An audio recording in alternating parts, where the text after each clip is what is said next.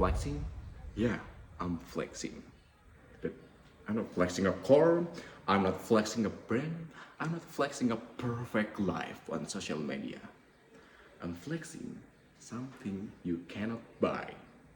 My health, my discipline, my consistency. Let me tell you the truth. Most people don't flex success. They flex illusions.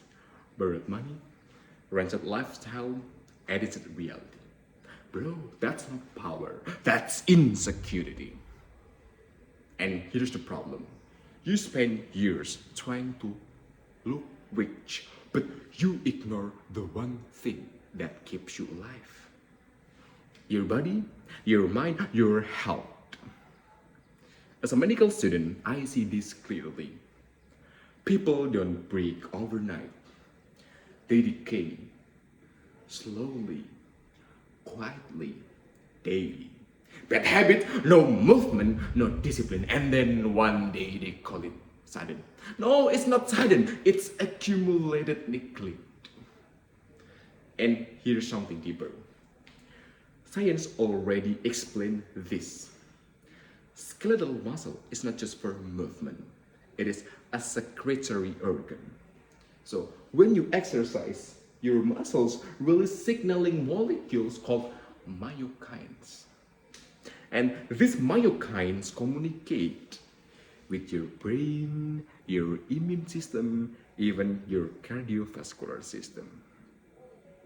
Movement literally changes how your body functions.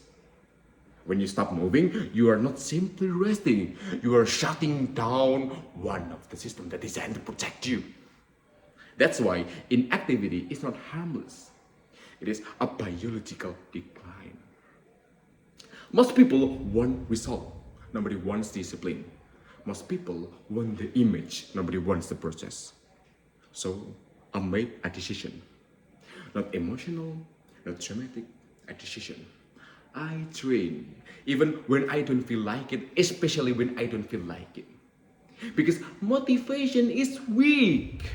Discipline is identity. Listen carefully. You don't rise to your goals, you fall to your habits. You gonna flex something real? Flex the day you show up tired. Flex the morning you didn't skip. Flex the consistency nobody claps for. That's real. Because here's the truth nobody wants to hear. Your body is your first responsibility, not your status, not your followers, not your image. And this is bigger than you. This is not just personal, this is global. The United Nations calls it Sustainable Development Goals number 3, good health and well-being.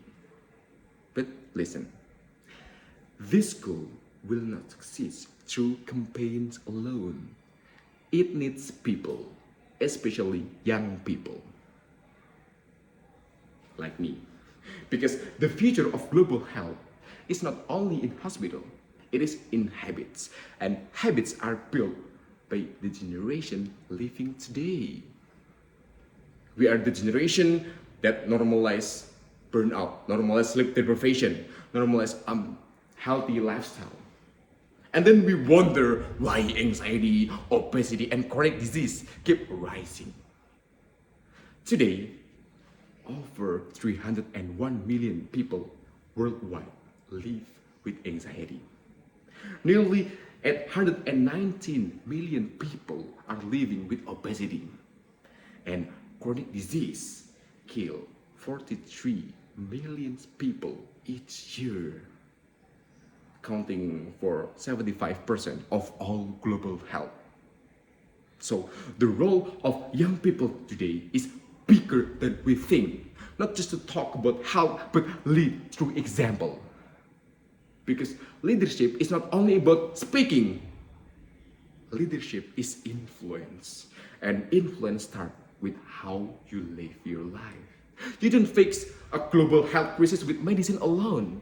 You fix it with behavior, with awareness, with responsibility, with individuals who are willing to lead themselves before leading others. Because the future of global health is not start in a hospital. It start with you. So let's redefine flexing. Not what you show, but what you sustain. Not what you buy, but what you build.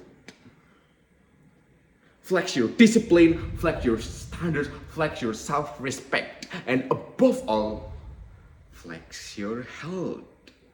In the end, the strongest flex is not what people see, it's what keeps you alive. So, am I flexing? Yeah, I'm flexing with purpose. Because sometimes the most powerful advocacy is simply sharing your story.